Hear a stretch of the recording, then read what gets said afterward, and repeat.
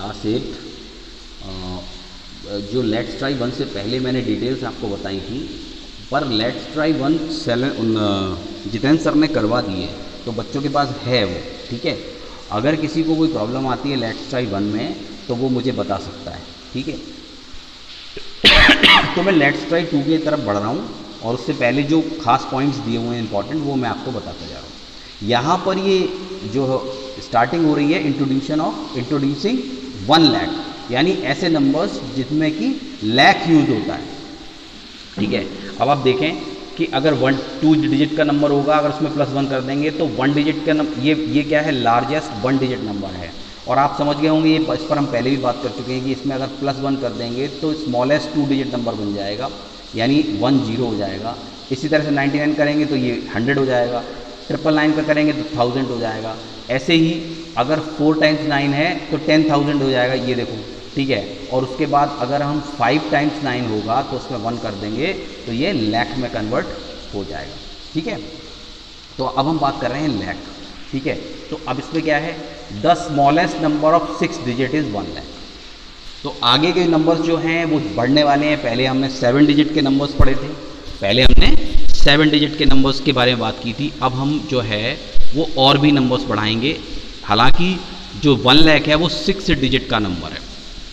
इससे अगर इसमें से 1 कम कर दोगे तो 5 डिजिट का लार्जेस्ट नंबर आ जाएगा, और अगर उससे एक 1 में, ठीक है, उसमें से 1 माइनस कर देंगे तो 5 डिजिट का लार्जेस्ट नंबर आ जाएगा, ठीक है, जो इसका सक्सेसर भी होगा। अब देखें आप कि जैसे ये नंबर्स दिए हुए हैं, नंबर्स दिए हैं और नंबर नेम भी दिए हुए हैं, ये सारे लाख में है, ये सारे लाख में है, क्योंकि 5 जीरोज होती है तो लाख हो जाता है। तो ये केवल 5 लाख है, ये 5,58,000 है, ये है 6,68,400, ठीक है। और इसमें हम वही, इसको हम एक्सपेंडेड फॉर्म में कैसे लिखते हैं, तो ये तो प्रीवियस पहले पढ़ चुके हो आप सारा, कि जो से एक्सपेंडेड फॉर्म में कैसे लिखते हैं, ठीक है। तो उसे लिख लेंगे। उसके बाद लार्जर नंबर्स 7 और 8 डिजिट, तो 7 और 8 डिजिट के लार्जर नंबर्स होंगे। सब में प्रोसीजर वही होगा, उसी तरीके से करेंगे, ठीक है। अभी आप देखें, जो स्मॉलेस्ट नंबर होगा 7 डिजिट का, स्मॉलेस्ट वो होगा 1 पे 6 0, ठीक है। और लार्जेस्ट नंबर होगा 7 टाइम्स 9। तो ये तो आप समझ ही गए होंगे। उसके बाद आ जाते हैं, अगर प्रीडेसेसर और सक्सेसर लेना है तो 7 टाइम्स 9 में अगर 1 ऐड कर दोगे तो 10 लाख हो जाएगा, ठीक है। या 7 टाइम्स में हो जाएगा 1 करोड़, 1 करोड़ हो जाएगा। 1 करोड़ में 7 जीरो होते हैं, तो ये इसका सक्सेसर हो गया और ये इसका प्रीडेसेसर हो गया, ठीक है। और देखते हैं क्या क्या है इसके अंदर। इसके बाद आता है there are 2 methods to express any number, यानी आप 2 तरह से नंबर्स को एक्सप्रेस कर सकते हैं, एक इंडियन सिस्टम में और एक इंटरनेशनल सिस्टम में, ठीक है। अब इंडियन सिस्टम में क्या करते हैं और इंटरनेशनल सिस्टम में क्या करते हैं। सबसे पहले इंडियन सिस्टम को इंट्रोड्यूस किया इन्होंने, तो इंडियन सिस्टम में क्या रहता है, ठीक है।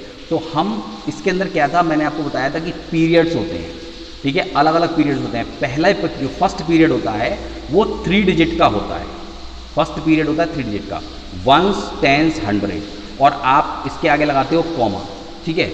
और उसके बाद दूसरा पीरियड आ जाता है, वो है 1000 एंड 10,000। उसके बाद तीसरा पीरियड, देखो हर पीरियड के बाद कॉमा भी लग जाता है, इसके बाद कॉमा लग जाएगा, फिर इसके बाद कॉमा लग जाएगा, फिर लाख 10 लाख के बाद लग जाएगा, फिर करोड़ 10 करोड़, ठीक है।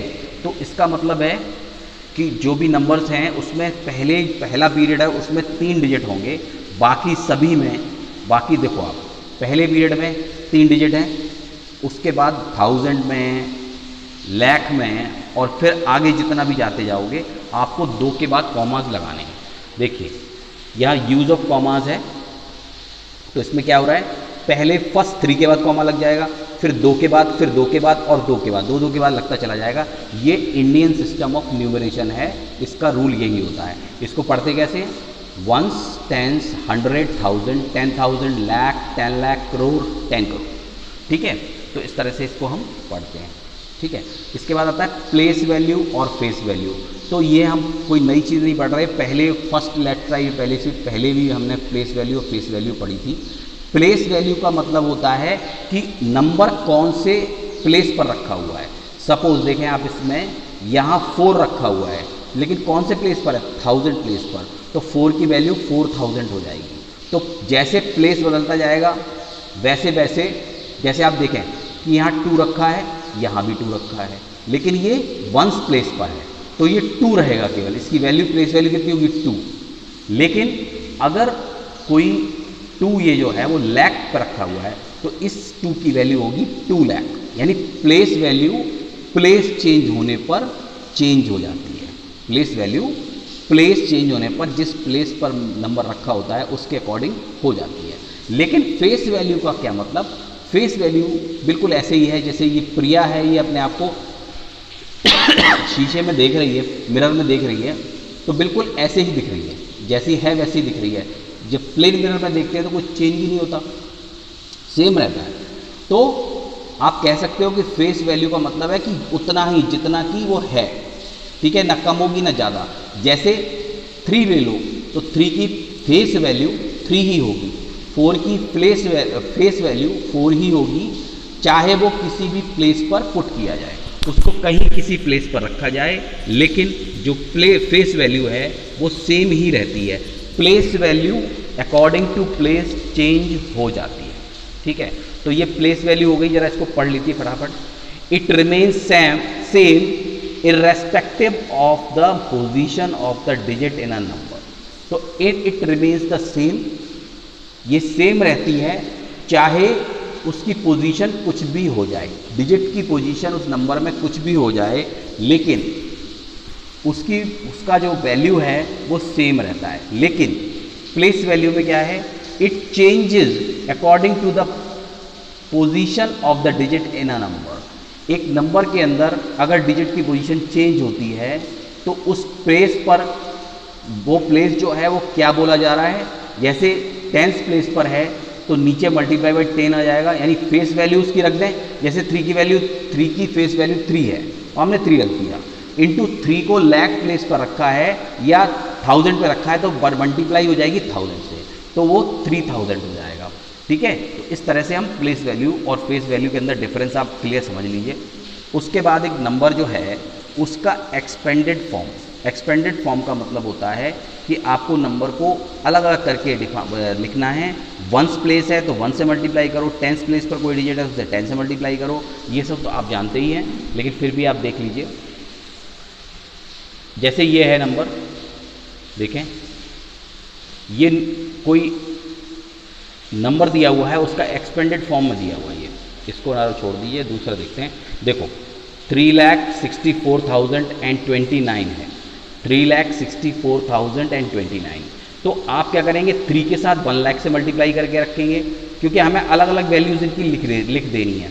6 से 10,000 को कर देंगे, 4 से 1000 को कर देंगे, और 0 जिस प्लेस पर है वो प्लेस है 1000, तो इसे 1000 से मल्टीप्लाई, 1000 है 100 है तो 100 से मल्टीप्लाई करेंगे, और 2 को 10 से और 9 को 1 से, क्योंकि 1 प्लेस पर है, ठीक है। और इनको डिटेल में लिख देते हैं, 3 लाख प्लस 60,000 फिर 4000, फिर आ जाए 0 को 100 करेंगे तो ये 0 हो जाएगा, इसको हटा देंगे, अवॉइड कर देंगे, और उसके बाद 10 × 2 20 हो गया, और 9 × 1 90 हो गया। तो इस तरह से हम इनको पुट कर देते हैं, ठीक है। इसके बाद आता है कंपेयरिंग नंबर्स, ठीक है। एक क्वेश्चन आता है कि बताओ कौन सा नंबर इसमें छोटा होगा, कौन सा बड़ा होगा, which is greater than this number and which number is lesser than this number. तो अगर मैं 2 नंबर्स को कंपेयर करता हूँ, इन दोनों नंबर्स को, सबसे पहले मैं क्या करूँगा, इनके डिजिट काउंट कर लूँगा, 1 2 3 4 5 6 7 8 और 1 2 3 4 5 6 7 8। जब दोनों के नंबर्स इक्वल हैं तो मैं पहले देखूँगा कि जो सबसे बड़ा प्लेस है उस पर सेम है, बिल्कुल है। उसके बाद 9 भी सेम है, उसके बाद 2 भी सेम है, फिर 8 भी सेम है, मगर 8 के बाद 3 भी सेम है, 3 भी सेम है, फिर 7 भी सेम है, 4 भी दोनों में है, लेकिन यहाँ पर 8 आ रहा है और यहाँ पर 6। तो clearly 59283 748 is greater than this number, ठीक है।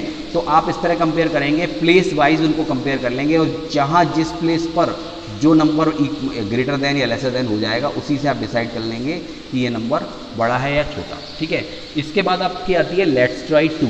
तो आप यहाँ तक आज समझ रहे पूरा अच्छे से, और समझने के बाद फिर लेट्स ट्राई 2 हम कल करेंगे, कल के वीडियो में मैं लेट्स ट्राई 2 डालूंगा, ठीक है। तो कुछ कोर्स हो जाए तो उसके बाद लाइव क्लासेस भी शुरू कर दूंगा, क्योंकि लाइव क्लासेस में थोड़ी सी जो प्रॉब्लम्स है वो सॉर्ट आउट हो जाएं। लेकिन सारे बच्चे लाइव क्लास में नहीं ऐड हो रहे हैं और ये चिंता की बात है। तो मैं सभी से फ़ोन करके बात करने वाला हूँ कि क्या कहानी चल रही है, आप लोग पढ़ाई वढ़ाई नहीं कर रहे हैं, आपको ये नहीं पता कि आपके एग्ज़ाम अगस्त में ही होंगे, चाहे ऑनलाइन हो चाहे ऑफलाइन हो, जैसे भी हो।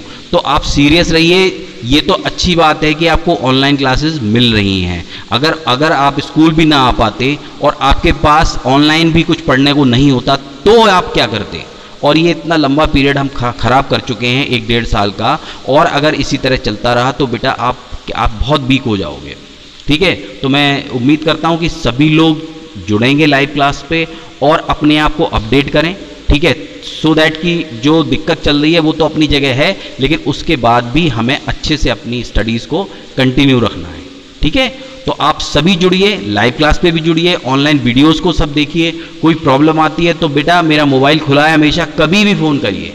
ठीक है। कोई प्रॉब्लम नहीं है, किसी छोटी से छोटी, बड़ी से बड़ी जो भी प्रॉब्लम आए आप बता सकते हो, उसके लिए कोई दिक्कत नहीं है। जब चाहें तब आप बताएं। लेकिन जो होमवर्क है, जैसे मैंने आज आपको कहा कि इसको पूरा पढ़ना है, ठीक है, उसके बाद इतना ही करना है आज। और कल मैं जब लेट्स ट्राई 2 कराऊंगा तो मैं कुछ होमवर्क आपको और भी दूंगा, तो वो आप फटाफट करके डालते जाइए। ठीक है। और इतना कर देंगे, इतना बहुत है, उससे आप जो है आपकी जो चीज़ें हैं वो क्लियर होती रहेंगी और मुझे पता लगता रहेगा कि आप समझ पा रहे हैं, और किसी को कोई दिक्कत हो तो बता ही सकता है।